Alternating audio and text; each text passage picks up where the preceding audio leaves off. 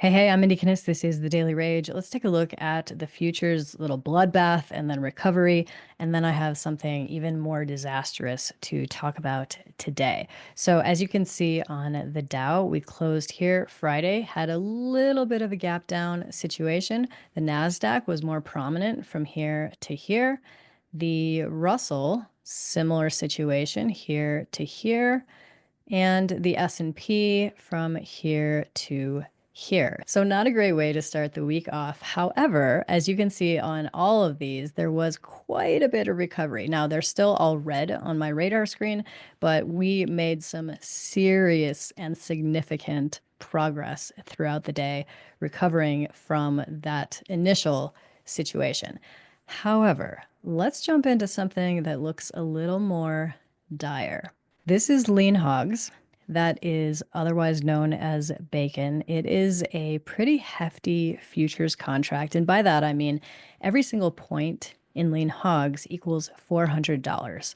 Okay, so you don't have to get a lot of movement, even on one contract, to get some pretty significant profit or, unfortunately, loss. But let's look at what is going on here. So last week, we were doing pretty well. We were headed upward in a general momentum way.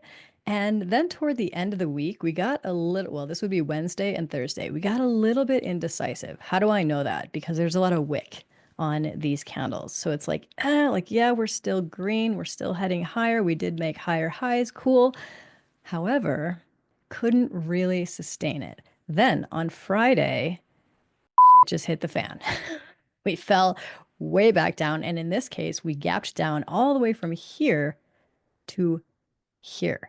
Now, that's nasty, especially because that wasn't even over a weekend. This was just Thursday to Friday. Yikes. Okay, then over the weekend, we ended here on Friday. We gapped down again to this morning open and just pushed way, way lower from that point. We did hit limit down, which I can show you if we go down to a smaller time frame. Let's look at a 5 minute. Okay, this is the 5 minute time frame, and we can see a little more specifically what happened. So again, this was Friday.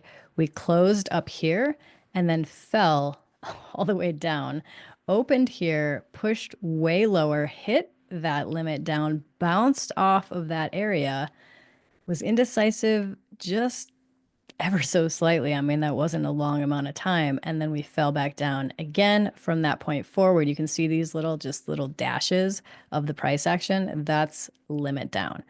Now, we'll have to see what happens tomorrow. And my hope is that none of you beautiful subscribers are stuck in this thing because limit down or limit up can be a nasty situation if you're stuck in it the wrong way.